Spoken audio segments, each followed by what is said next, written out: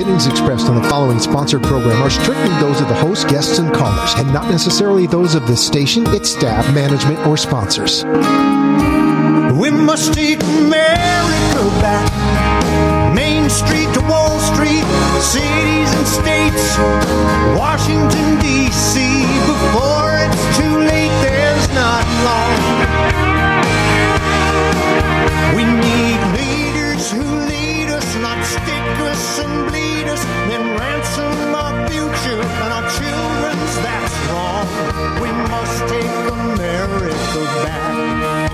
Welcome back, America. It's the new TPC Daily Brief with your host, Ken Crow. Hello, Tea Party community. How are we today? This is a beautiful day, last day of February. Tomorrow I'm pretending it's spring, but I know it's not because I still have a foot of snow in my front yard. So if you're not from Iowa, then you probably can't appreciate that. Listen, we have something in Western cowboy culture. And if we really like you or you've done something really well, what we do is we tip our hat to you. And I'm going to give a hat tip today to Speaker John Boehner. Yes, I know it's a shiny forehead. I want to compliment the speaker. I found out a little while ago on my driving in, and John Boehner apparently has decided to participate in the sequester. And what he's done is parked all of the military Gulfstream jets that the House members were using. So I thought you'd like that tidbit. So no longer does Nancy Pelosi get to fly on her G5 out to California to visit the family. She's got to fly on Delta Flight 1402 with the screaming kids. And I think that's a good deal. She doesn't get to go to Cancun on the Gulfstream. She has to fly on American Airlines. Listen, I have a special guest with me today. He was in the other day, and you guys loved him so much. We had so many phone calls, so many positive reports that my co-host today, Tamara Scott, is out in Iowa City doing some high-level Republicaning, I believe is how you'd say that. Something like that. Yeah. So we decided to invite Mr. Drew Klein from Americans for Prosperity back with us. And he's going to join us today, and we're going to discuss cornflakes, pork chops, bacon, and T-bone steaks, aren't we, Drew? Well, the T-bone steaks has definitely got me excited. Thanks for having me back, though, Ken. It's we had a blast on Tuesday, and I'm happy to be back. Well, we are glad to have you. So, in case you're wondering what we're doing today, we brought the financial wizard back because we want to know why, and I want to know why my Wheaties are going up, why my cornflakes have doubled, why my pork chops are outrageously expensive. And I believe you're going to be able to help us do that today. Well, I certainly hope so. I don't think the answer is quite as simple as everybody would like it to be, and I certainly don't pretend to be a financial guru, but we'll definitely dive in and take a look at some different factors in the economy. Absolutely. So here's the deal. We want you to call in. Our phone number, as always, has not changed since the last time we did this yesterday. It's 855-244-0077. And I'm going to bet you when we get started here in a couple of minutes, you're going to have questions for Mr. Klein. And I know you're going to oh, my gosh, he gave me. Thanks, guys. No, I'm not really riding that bull, I promise. I did a long time ago, way long time ago. I think Dad's playing with our backdrops today. I like that, though. I seem to remember that arena from someplace. That looks almost exactly like Waco, Texas. See if you can find out where that was taken at. I'm going to bet it was Waco. Anyway, the Heart of Texas Coliseum. Been there, done that, and even got a T-shirt and a broke rib. So we're going to dive in. So, Drew, here's the deal. I want to talk about this for a minute on a serious note because gasoline is nearly $4 a gallon in most parts of the country. And I saw something interesting yesterday. I was reading, and what it was on MSN, as a matter of fact. Let's see if you can explain this, and I'm going to bet you can. Do you know the 10 most miserable cities to live in America, according to Forbes magazine? Now, you don't have to answer that. I'll help you out. But I'm going to ask you one pop trivia question here. All right. All 10 of them are located in 3 states. I'm going to guess that we're going to start with New York, California, and then I would move to maybe Illinois. Close, Michigan. Michigan, all right, fair enough. Yeah, and what do all 3 states America have in common? There's a commonality amongst all 3 of these states. They're all run by Democrats. The second thing is they're all run by Democrats, and the third thing is they have all been run by Democrats for an extended period of time. Well, if I'm not mistaken, I think they're also run by crooks to be found out or future prisoners. Well, I think that's more specific to Illinois, though. But yeah, great. I used to love going to the rodeo in Salinas, California, and Sacramento, and Modesto, and places like that. They're all bankrupt. The cities are literally declared bankruptcy. Michigan, Detroit. Do you know that in the last, I believe it said 2 years, the suburbs around Detroit, their housing values have plunged by 53%, if you can believe that. Oh yeah, I mean I've got a friend from that whose family lives out in the suburbs of Detroit, around that area. And yeah, I mean, developers were going in at the at the worst of the economic calamity there, and buying up square miles within the city of Detroit because you could do it for virtually nothing. So there's little risk. I mean, you literally hit the bottom of the market. I mean, your only hope was that 20 years from now the looters will have disappeared, and you might be able to put something productive back on that soil. Absolutely. So listen, here's what we're going to do. That's the way we're going to do this. We actually have a caller right now. Karen's on the line. So let's say hello to Karen, see what Karen's got to say. And while she's getting logged in here, I want you to go to the chat room, folks. Jump in the chat room. Start talking. Let us know what you're thinking. We'd love to hear you. And give us a call at 855-244-0077. Let's see what Karen's got going on with us here. Where are you from, Karen? Georgia. Georgia? What part of Georgia? Midland. It's actually not too far from Alabama, about an hour away, about an hour south of Atlanta. Ah, Sweet Home Alabama, and you're okay. Well, what's going on down in Georgia? Well, my husband's stationed at Fort Benning. Ah, okay. Well, what can we do for you? And welcome to the TPC Daily Brief. We're glad to have you aboard. Thank you. I was actually really glad when you started out the show talking about food. That strike a chord? Well, no, because it's actually really serious about what's going on here with the additives that they've been putting in the water. I don't know if you've been seeing about it. I've actually been posting about it on the Tea Party site, because this needs to be brought to people's attention. That they've been putting. They're saying, and I don't know if it's true, but that Obama is forcing this dihydrogen monoxide in the water. You're over my head now, Karen. I missed that, and I read a lot of papers. Well, that's the thing. They're putting it in the water and this chemical, and they're saying because Obama has a contract with the people that make this chemical, it's found in all toxic waste. It's inside tumors. People drink too much of it and they overdose on it. But here's the real kicker, because I know you'll be interested in this. Now, I think I should be able to drink and eat whatever I want. Do you know that you are not allowed? They'll put this stuff in your food stream, but you cannot drink raw milk because a couple little black kids got sick.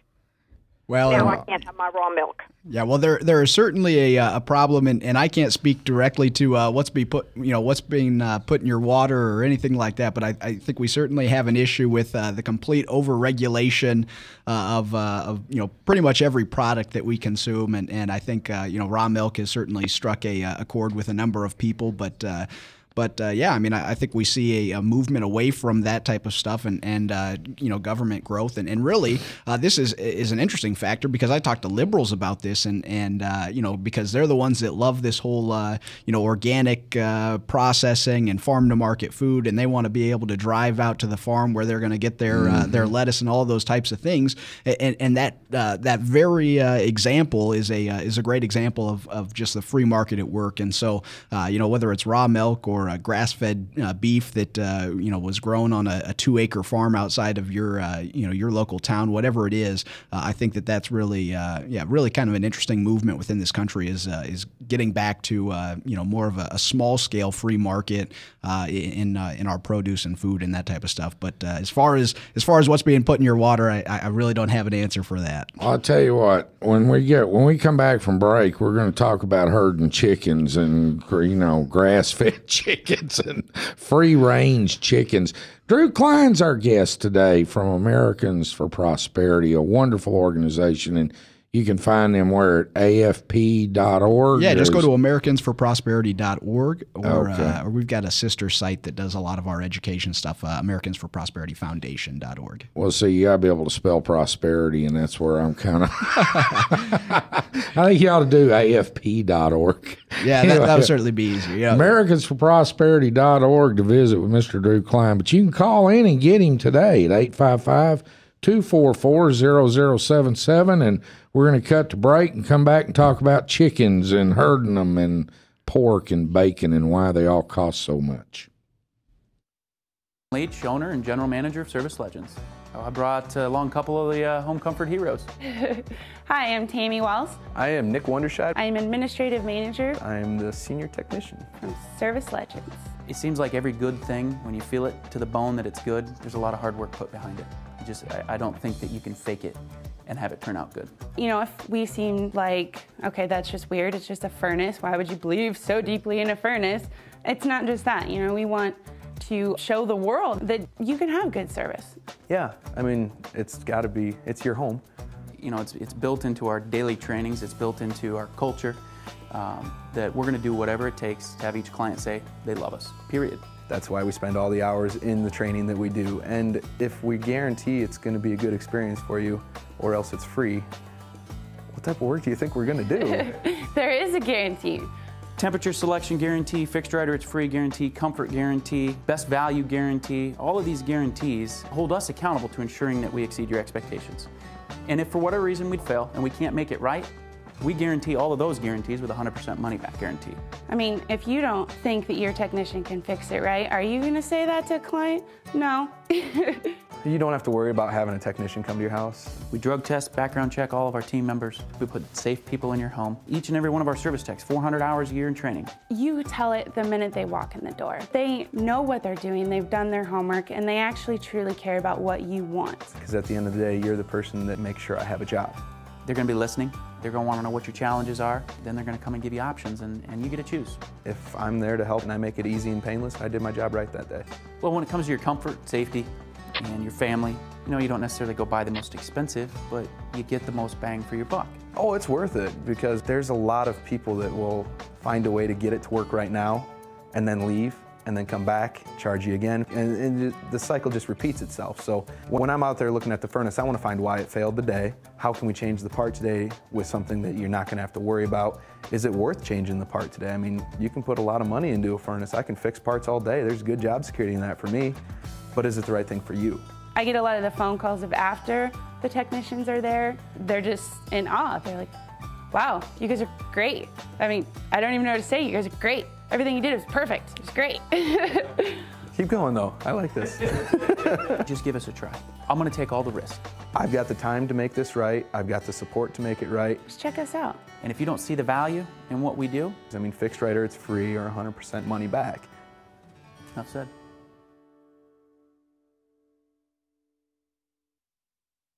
Opinions expressed on the following sponsored program are strictly those of the host, guests, and callers, and not necessarily those of this station, its staff, management, or sponsors.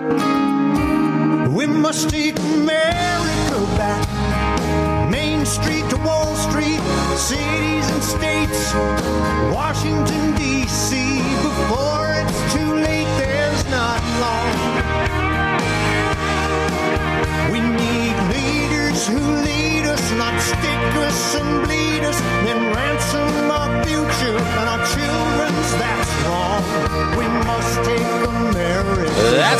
America, it's back. The TPC Daily Brief with your host, Ken Crow. And hello, America. I want to welcome you back to the show today. This is the Tea Party community. This is the TPC Daily Brief. And Miss Tamara Scott is off in the confines of the secret undisclosed bunker in Iowa City doing high-level Republican operative work today, I believe. I don't know if it's a bunker. I think it's a war zone over there. War zone. That's true. Iowa City is walking into enemy territory, isn't it? Absolutely. For those of you that don't know, Iowa City is the home of the University of Iowa. As most colleges go, there tend to be a little left-leaning of center. I think it's the People's Republic of Iowa City. People's Republic. I think they officially changed the name. So our brave warrior, Tamara Scott, has ventured off into the enemy confines behind the DMZ zone at Iowa City. Anyway, and I am joined today by our friend Drew Klein, and we would love to have your calls. Call us at, what is our number? 855-244-0077. It's toll free, and we'd love to hear from you. Jump in the chat room, start talking, yak it up, tell us what you think. Anyway, and as I promised, we were going to talk about bacon, cornflakes, and all that. And I want to talk to you today, Drew, seriously, about an issue that's near and dear to our heart, particularly in the Midwest. We grow a lot of corn out here, and our farmers, I'd just be very honest with you, every year or two, they buy new pickups, they buy new Cadillacs, they remodel the house. And yet, I'm paying outrageously for my cereal is literally I'm one of these guys that at night before I go to sleep, I love to eat a bowl of cereal. And it's getting hard to afford it. And my gasoline's nearly $4 a gallon. Can you help us and explain to us why all this is happening? Yeah, well, certainly, and this goes to the broader question of energy in this country and energy policy and so forth. And certainly what we've seen, you're really hitting home at ethanol and biodiesel and some of the other fuel products that have been, in many ways, propped up by a government that likes this idea of alternative energy or greener fuels and so forth. And ethanol certainly has a number of great attributes in the sense that we're buying less oil from the Saudis and people that don't like us a whole lot. But the consequences of that, especially through the subsidization and mandates and so forth that we're putting on it, is we're really kind of stripping it out of the actual marketplace and instead forcing it in. And the unintended consequences of that have been that feed costs for livestock has gone up, and that's why your T-bone steak costs more. That's why your pound of bacon costs more. That's why your ham costs more. And then certainly, cornflakes and anything else that has corn or soybeans, those types of things, food costs just in general are going up. And that's, certainly that's not the whole problem with the cost of food. Certainly, I mean, inflation plays a big cost in that and the debasement of the dollar. But certainly our energy policy has played a big part of that. Well, I do know this for certain because I did an interview recently with a radio show out of Montana. I don't remember where now. And one of my questions to this gentleman, and it really struck me because this guy owns an oil field service company. And I know you're familiar, but for those of you that are not familiar with this, what's happened is in western North Dakota and eastern Montana, they struck oil, and it's called the Beacon Field. Google it. Experts claim we have a nearly 500-year supply of oil under the ground in western North Dakota and eastern Montana. And I asked this gentleman I was on a show with, why is gasoline so expensive then? He said, Ken, we are swimming in oil right now. We have enough oil to run this nation for literally 1,000 years. When you take the oil shale in western Colorado, you take western North Dakota, you take Texas, Santa Barbara, the Gulf of Mexico, on it. So it is a myth that we have an oil shortage in this country. It's an absolute lie. We do not have an oil shortage. So then my next question was, well, then tell me why my gasoline's $3.50 a gallon. And he said it's because the Obama administration has printed so much money, they're intentionally devaluing the U.S. dollar. And then when you combine it with all these subsidies and this ethanol and everything, can you address any of this? Yeah, certainly. Help me. The inflation cost is certainly a big part of that, but you've got to realize, and this varies state to state based on what the local taxes and stuff like that are. But if you break down the cost of a gallon of gasoline, on average, you're probably paying 40 cents or more to the between state and federal government just in taxes and fees and that type of stuff on each gallon of gas that you pump. And so there's another component. Oh, no, wait a minute, Drew. Exxon is sticking it to America. My God, these guys make billions and trillions of dollars a day. And certainly the cost of crude oil has gone up. Somebody's sticking us. But the government, and this is extremely interesting, and most people, are probably oblivious, as I was even, a month or so ago. But the government, combined state and federal government, actually makes more on a gallon of gasoline than the gas station you buy it from. Oh, come on. Uncle Sam wouldn't do that. No, I know it's hard to believe, but no. Old man Exxon's the one that's making the money here. Well, it's interesting because there's this war on big oil in this country, and certainly we've got to cut the subsidies to big oil and all of those things. But everybody loves that one. That's a great political football, and we can toss around on either side of the aisle. But all this is tongue in cheek coming out. Yeah, of absolutely. Me, well, and it becomes very interesting to know what exactly we classify as subsidies to big oil. Probably the largest one in this country is that the federal government buys oil as part of our national strategic reserves, and that's considered an oil subsidy. Well, we both know that that's actually part of our national defense and security in that sense. So yeah, I mean, it really becomes important to dig down in, and then you look at getting back to farming and food costs and stuff like that. We also consider as a subsidy to big oil the fact that we offer all agricultural producers a tax exemption for any fuel that they use is part of their agricultural process. And then on top of that, we're also making sure that the cost of their commodities is going up because we're dumping that back into our fuel supply and burning it up as well. Well, just for the record, let's do the record right now. God, this bull's looking wicked back there behind me. What is AFP's stands on, what is their official stand on farm subsidies, oil subsidy, whatever?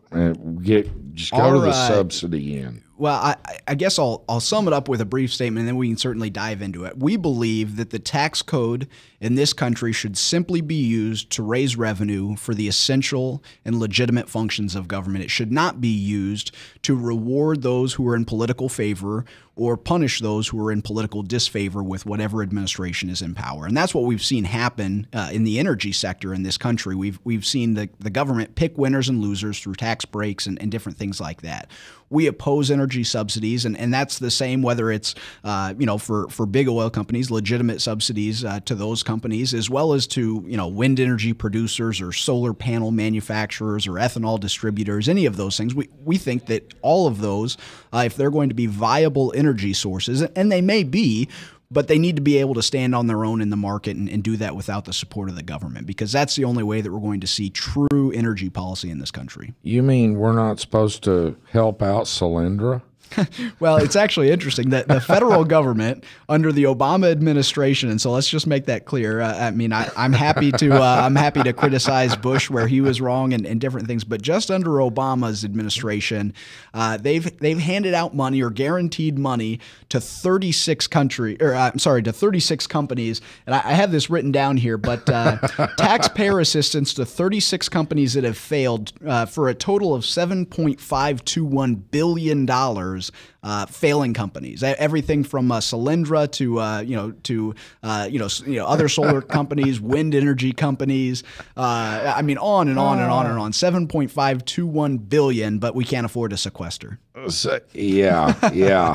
I was waiting for that. So if you and I want to go out and start us a wind energy company that we know is going to fail, we could pick up what, 500, 600, 700 million? Well, probably not now because your name's been placed on a watch list. But I'm on a watch. I probably am. Truth be known, I'm a terrorist. I love my country. At any rate, and I don't want to give people that don't deserve it money. I have something about me. I don't know what it is. I think you should earn your living. So where do we go from here? How do we change this?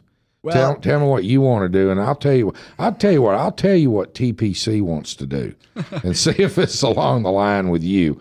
Our policy and our approach to this has been simply to end the subsidies, and one way that you could go at doing that would simply be to just simplify the tax code. If you would again just get back to what the what the purpose of a tax code is, what the purpose of taxing is, then I think you would go a long way to doing that. But we see a lot of crony capitalism in the sense that we're handing out political favors and trying to prop up our friends or our political donors with our tax code instead of allowing those people to stand on their own. Wind energy may be a great idea, but we've subsidized it for 20 years already, and it only produces 3% of our entire electrical needs. Meanwhile, we've got the EPA punishing natural gas producers and punishing coal plants and stuff like that, just burdensome regulations to shut those places down. And so in doing so, we're really distorting the free market, and we've got to get rid of those and get back to to just letting those ideas stand on their own. And private investors do a pretty good job of figuring out what's going to be the next energy source. We don't need the government to step in and do that for us. I agree 100%. And Drew Klein from Americans for Prosperity is our esteemed guest host / guest expert financial wizardry person today with us on the TPC Daily Brief. We have a question about biodiesel. Do you feel like taking a question on biodiesel? Well, I don't know that I have the answer, but I'll certainly take the question. Well, let's try him. We have Andrew calling from Georgia. Seems to be the hot spot today. Andrew, what do you know good? Welcome to the TPC Daily Brief. Hi. Am I on? Yes, sir. You are live on the air. All right, cool. I just wanted to ask your opinion on biodiesel, since we can derive it directly from like lawn trimmings and stuff like that, and it runs significantly cleaner than oil and gasoline. Yeah, my opposition is not to biodiesel in itself. In fact, I live right here in Iowa, and we have a state mandate that all gasoline sold has to have, I think, 15% blended ethanol and so forth. And so my opposition is not that it's not going to work or anything like that. I think it's great. I have no problem with supporting our agricultural sector in doing so. But I want to do that from a free market perspective. I don't want the federal government to be subsidizing that. And so, if we can get to a point where, some entrepreneur, produces a piece of machinery that you can keep in your garage and you dump your grass clippings in there and produce biodiesel, and we can do that at a price that makes it marketable, then I'm all for everybody having that machine in their garage. I just don't want the government to make it to try to push that onto consumers. I am 100% in your venue on that area. I am in your ballpark. I think the federal government needs to stay out of private industry to a large degree. Yes, we need to regulate Wall Street a little bit to make sure they don't take advantage of America. That's common sense. We need to kind of keep an eye on some of these guys. We need to regulate the airline industry a little bit. I'm not trying to go off in left field. I'm just giving a couple of examples of where federal government is needed for the safety and the protection of the American people to keep us from being ripped off and taken advantage of. But in turn, I think biodiesel is a good idea, but I think it needs to be Mr. Exxon or Mr. Texas, whoever wants to jump in, build a biodiesel plant, make biodiesel, and sell it. I'm all for that. Yeah, I just don't think we need to give taxpayer money to them to do it. Yeah, and if we get back to even what the role of regulation is, and I'm not saying that there's no role for regulation, but I'm saying what it should be is that we're making sure that we have a level playing field when it comes to opportunity and not when it comes to results. And so that's, I think, where we've seen a lot of government regulation aimed at is punishing those that we believe are politically disfavorable in today's today's society, and trying to prop up or find some new great political achievement that we can hold up. And I think that that's really what we've seen this government do, specifically within the EPA. I mean, the EPA has really almost become a task force to try to weed out and punish and in many regards frame producers of fossil fuels, and so that we can we can punish those folks and hopefully create some window for green energy.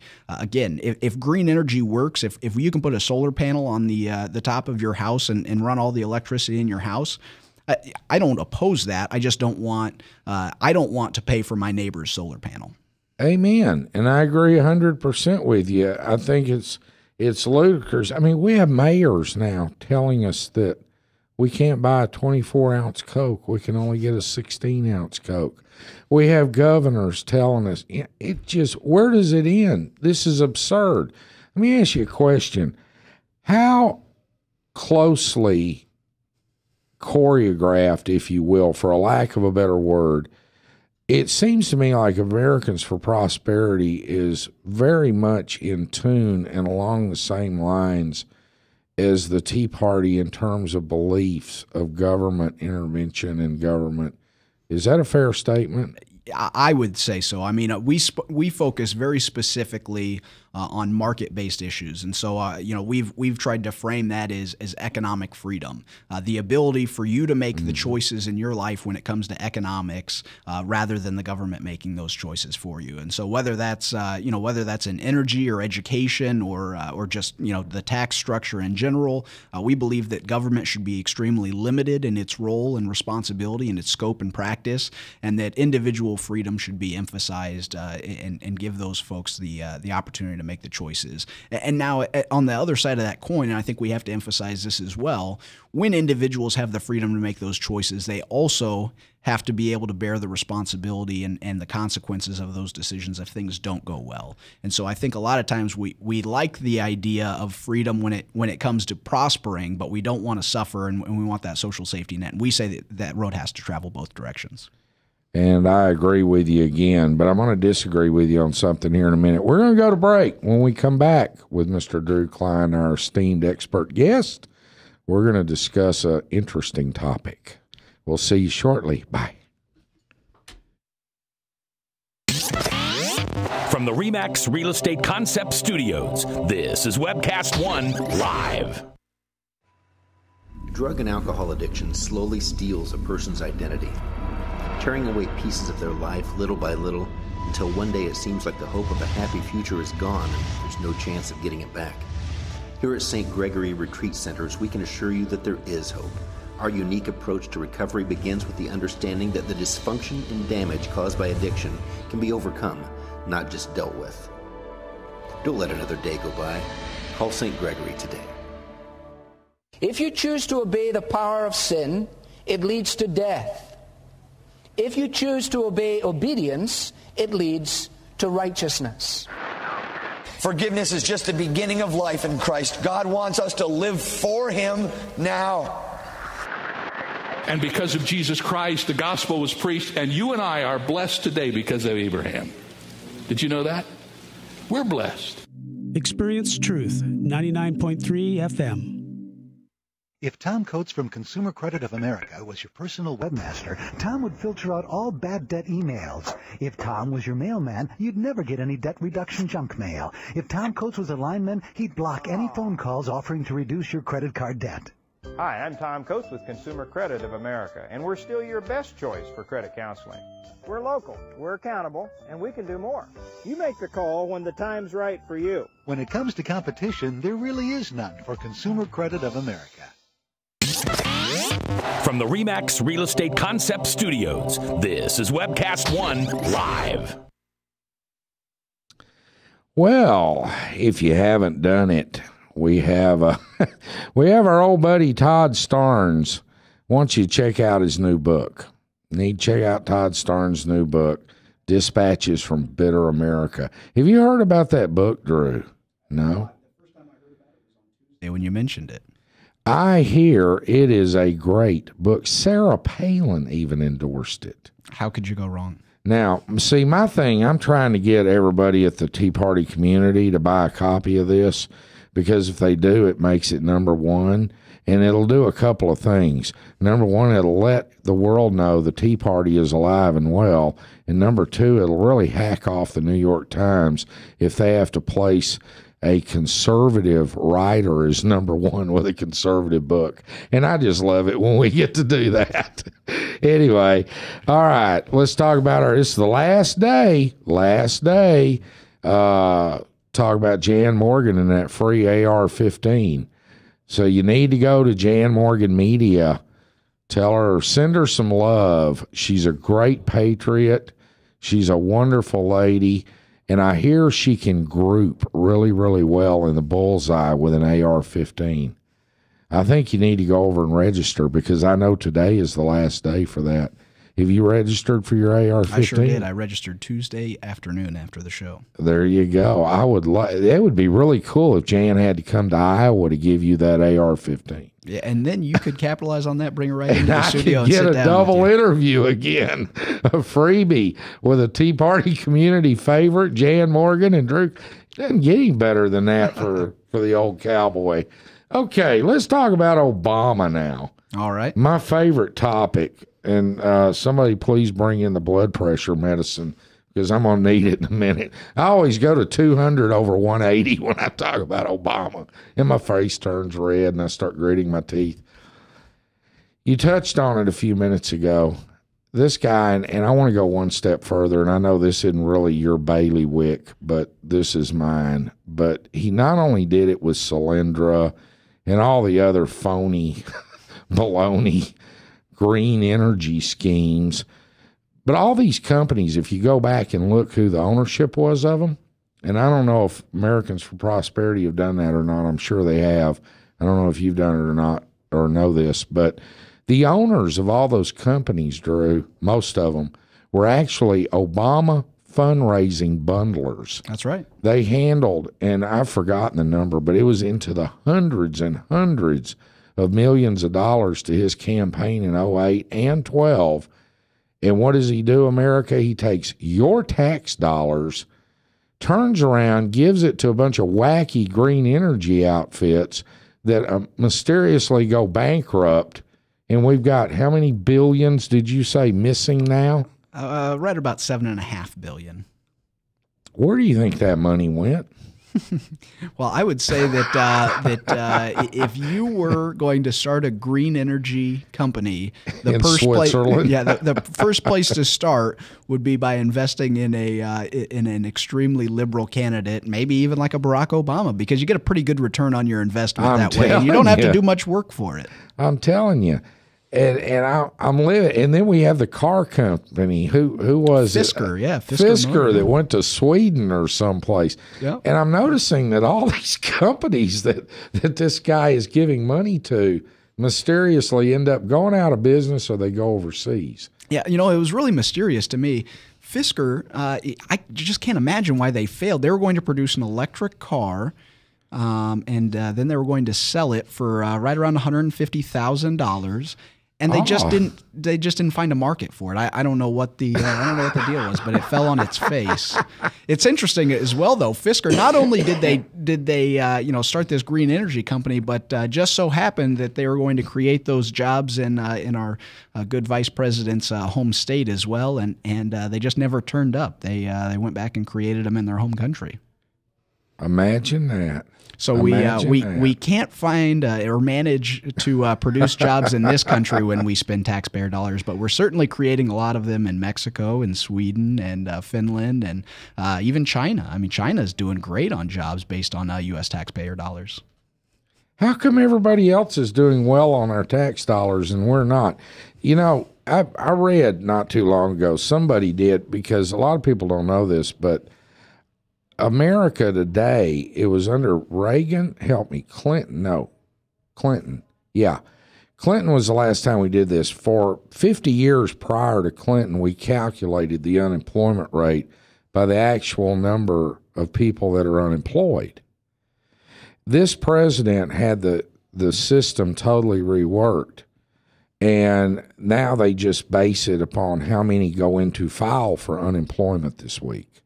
Yeah, what they're not calculating are the number of people who have dropped out of the labor pool. Bingo. And so if you start to measure that and the extreme shrinkage of the labor pool in this country in the last 4 or 5 years, actual unemployment rates certainly get into double digits real quick. Oh, we're up to this is where I was going with this. They're estimating now that the actual unemployment rate in the United States might very well be as high as 20%, minimum 15, could be as high as 20%. We have so many people that have given up that have now gone, and now there's a new twist. The president has actually started allowing, and they've loosened their regulations on disability. Mm-hmm. So people that were unemployed are now filing for disability claims, and they're on the permanent government welfare roll under disability. Yeah, well, and rather than actually being disabled. Yeah, and the other thing to look at there as well is the fact that not only are more people unemployed, but then you start looking at underemployment, people who were working full-time jobs and are now just working part-time jobs, and then the fact that the buying dollar of the income that you are bringing home has also decreased dramatically as well. And so, you may have seen a pay cut, or you may have simply seen the government take more of that pay. And everybody in America saw that. I mean, supposedly the fiscal cliff with the tax increases that were just supposed to hit the super wealthy, somewhere we missed that memo, and everybody's payroll tax went up. Everybody took a 2% cut at the beginning of the year under this administration. And so, not only are we seeing less money come in, more people unemployed, but then the cost of everything is going up. So where do we go from here? I know how. I know what I want to do to change it.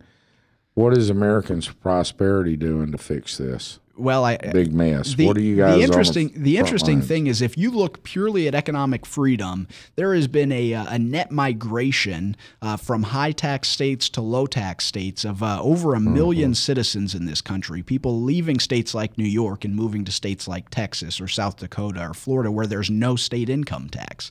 There are states around the country right now that are getting their ducks in a row, and they're being rewarded with new citizens. And so I think that's certainly going to play a huge role, and at some point, as more states like California find themselves, hemorrhaging citizens, and the only people left are tax eaters, there's going to be a reorganization of government in this state, and I think that's what some of the more intelligent state governors are figuring out. In my state, we're going to compete for taxpayers and contributors and not tax eaters. And so, one example of that is the expansion of Medicaid or the creation of brand new welfare schemes. Well, you've got to wonder, who are we attracting when we build those types of programs? And states understand that if we build those programs, the people coming to us are going to ask for more and more and more for their government. Whereas if we build a very competitive free market society, we're going to get productive citizens that are going to contribute to the well-being of our state.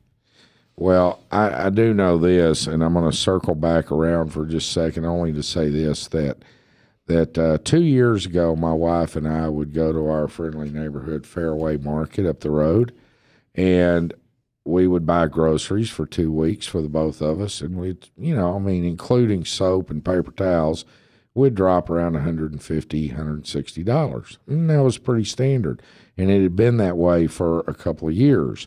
The last several years, our bill has gone up to $180 to $200. Now we're at $220 to $250 for 2 weeks for pretty much the exact same. And I got to tell you, I've backed off the steak. We're eating a lot of ground round and chicken now, and I'm angry. I am very angry about this, and we're going to do something about the Tea Party community. And I'm going to tell you what we're going to do, and we're going to see if you like this idea or not. But what we're going to do at the Tea Party community is we need everybody to go join your state hub. Once you join the state hub, ultimately down the road, we're going to get into having a state director of that state hub, and all these members are going to be utilized. Yes, we're going to put you to work, members. You're going to go to work. And what you're going to do is get the good guys elected. You're going to get on Saturday afternoon and campaign for the good guys. You're going to go to work. and all with the purpose of getting rid of bad guys and putting in good guys. Now, let me ask you a question, and on that note, I want to go somewhere else with you for a minute. Sure. You're familiar with Lean Six Sigma. Yeah. Is there any reason on God's green earth why we're not doing that? It's a system that he brought. Michael George from Dallas, Texas, owns an outfit called Strong America Now, and you heard me mention this the other day. Is there any reason why that shouldn't be being utilized? He did it in the U.S. Army. He's been doing it for years with major corporations all over America when they would come to him and they'd say, Mr. George, we're hemorrhaging. We need to turn this around. And what it is, very simply, is it cuts waste. Now, when Mike George, I met Mr. George when, I don't know if you remember or not, but a couple of years ago, they had the huge rally at the event center in downtown Des Moines, and he had all the candidates there. He had Rick Santorum and Michelle Bachmann and Herman Cain, and they were all there. Everybody gave a speech, and what Mr. George did was he had gone out on the stage, and he got each one of them to sign a pledge after their speech that if they were elected president, they would adopt Lean Six Sigma. And he had pledged that if they adopted Lean Six Sigma, he could strip $600 to $700 billion out of the budget instantly through waste. I won't say instantly, but in a short period of time. So, tell you what, we're going to go to break in a minute, and when we get back, I want to discuss this with you, and we have a question. We have Mary from New Jersey. We'll get to you in a minute, Mary. We got to take a break. We'll be back in just a minute. From the RE/MAX Real Estate Concept Studios, this is Webcast One Live. Drug and alcohol addiction slowly steals a person's identity, tearing away pieces of their life little by little until one day it seems like the hope of a happy future is gone and there's no chance of getting it back. Here at St. Gregory Retreat Centers, we can assure you that there is hope. Our unique approach to recovery begins with the understanding that the dysfunction and damage caused by addiction can be overcome, not just dealt with. Don't let another day go by. Call St. Gregory today. If you choose to obey the power of sin, it leads to death. If you choose to obey obedience, it leads to righteousness. Forgiveness is just the beginning of life in Christ. God wants us to live for Him now. And because of Jesus Christ, the gospel was preached, and you and I are blessed today because of Abraham. Did you know that? We're blessed. Experience Truth, 99.3 FM. If Tom Coates from Consumer Credit of America was your personal webmaster, Tom would filter out all bad debt emails. If Tom was your mailman, you'd never get any debt reduction junk mail. If Tom Coates was a lineman, he'd block any phone calls offering to reduce your credit card debt.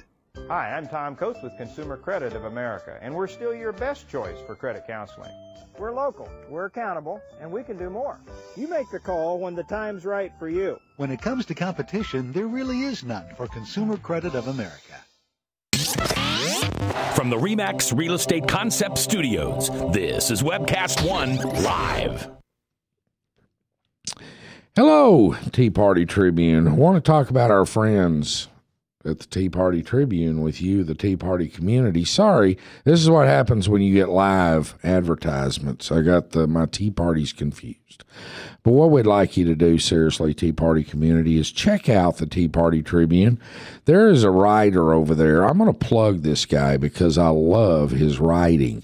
He goes by the writing pen name of Mr. Curmudgeon.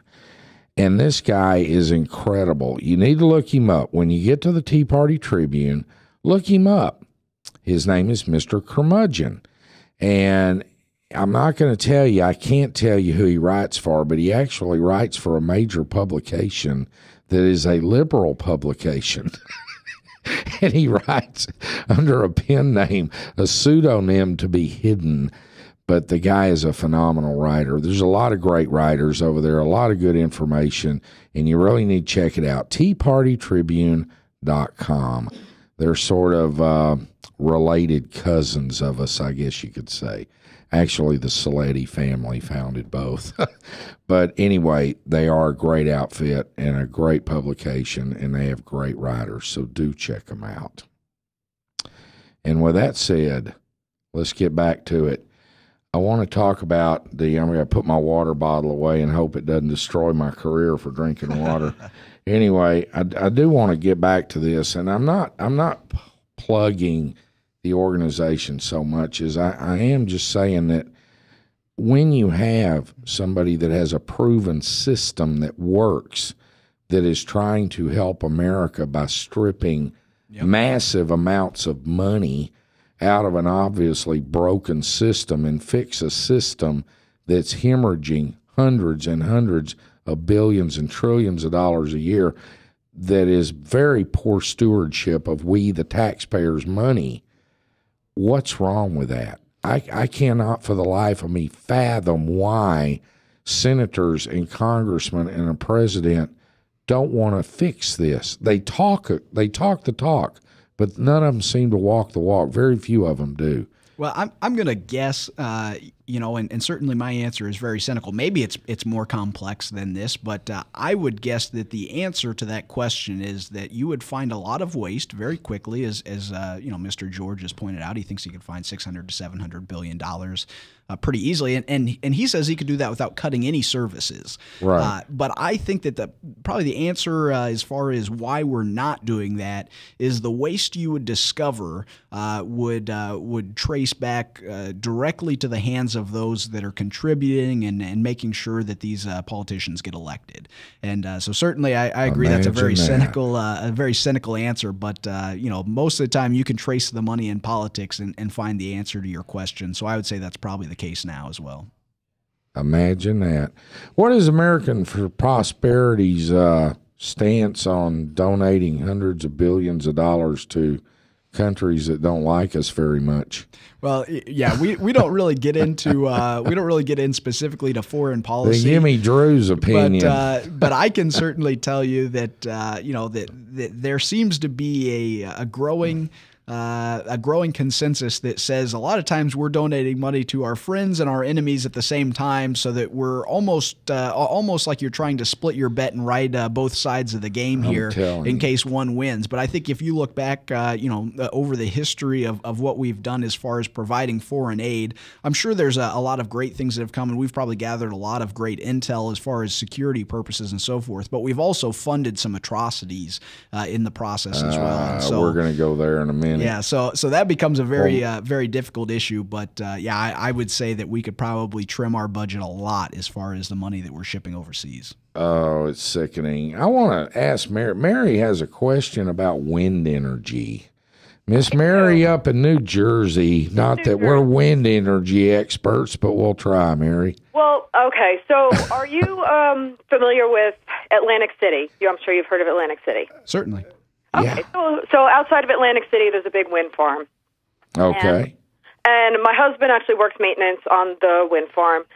And we kind of have a hard time reconciling because I know people don't want to give government subsidies to the wind farms.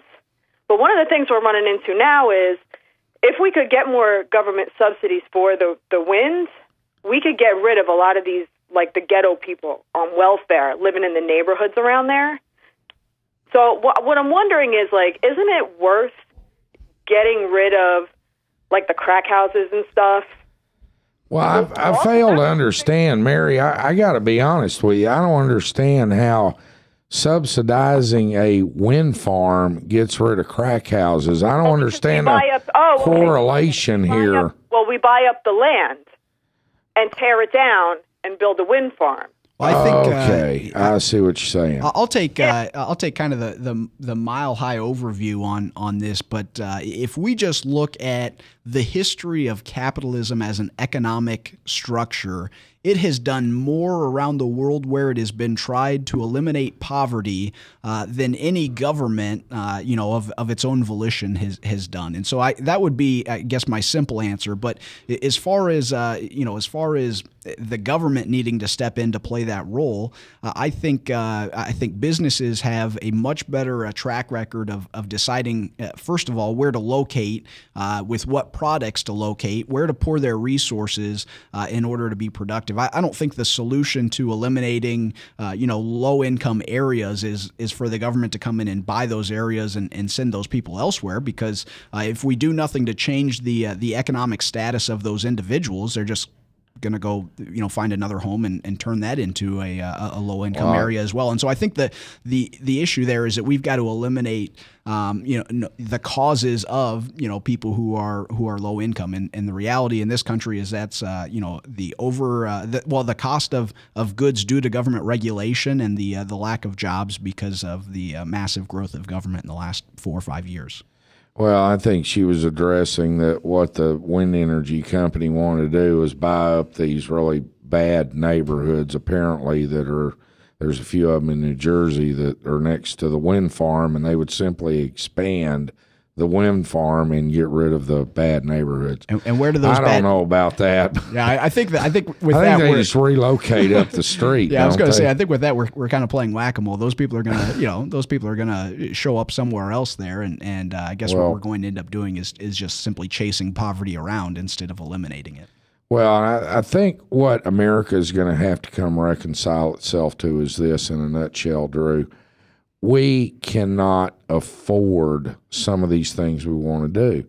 It's pretty simple. We need to band together to TPC. You guys need to band together. We all need to attack, if you will, politically speaking, attack Capitol Hill. And we're basically going to have to say enough is enough. I mean, because that's where we're at. We've overspent. We've spent, we're on our 4th generation of welfare.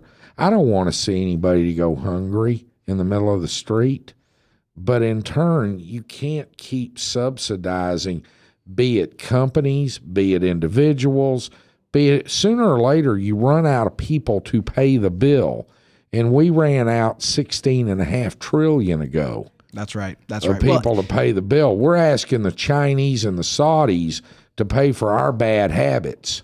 Our country has a great track record of taking care of its poor, but the people who have that track record are not government officials. They're private individuals and private organizations that do the best job of taking care of those people. And so I say we leave it up to the goodwill of the individual to meet the needs of those individuals that have found themselves in a tough time, and we get the government out of that business because they've proven that they're just terrible at it. I mean, they just don't know how to eliminate that problem. Lutheran charities, Catholic charities, the Salvation Army. I mean, the list is endless of organizations that will help you. But the unique thing about those organizations, you go to those organizations, a lot of them are this way. You go to them, they'll help you for a little while. And they'll say, okay, you need a job. They'll actually, on your behalf, help you get interviews to get a job. They'll even help you go down and get a suit if you need one to go interview for the job. They'll help you with groceries for a little while. I know the Mormon church is good about this. The LDS church is. And then they turn you loose and say, okay, they've taught you to fish. Now they expect you to fish. They're not going to keep handing you a fish every day, where the government hands you a fish and enslaves you to it and then says, now keep voting for us or you're going to lose your fish. I think that's exactly right. And that's the difference. And I'm dang tired of it. How about you, America? You tired of it too? I know I am. I'm sick of it. This is ridiculous. We're getting our paychecks cut. We're getting, we're 16.5 going on 17 trillion in debt. No end in sight. When this guy leaves the White House, we're going to be what is it? 21 trillion in the grease, I believe, 22. Yeah, well, at the rate of growth within our national debt, we'll definitely be at least 18 trillion if we maintain this pattern. That's unconscionable. Unconscionable. America, it's time to get to work. We're getting ready to get to work. Drew Klein's been our guest today, and it has been an honor to have you here. Well, thanks for bringing me in, Ken. Well, thank you, sir.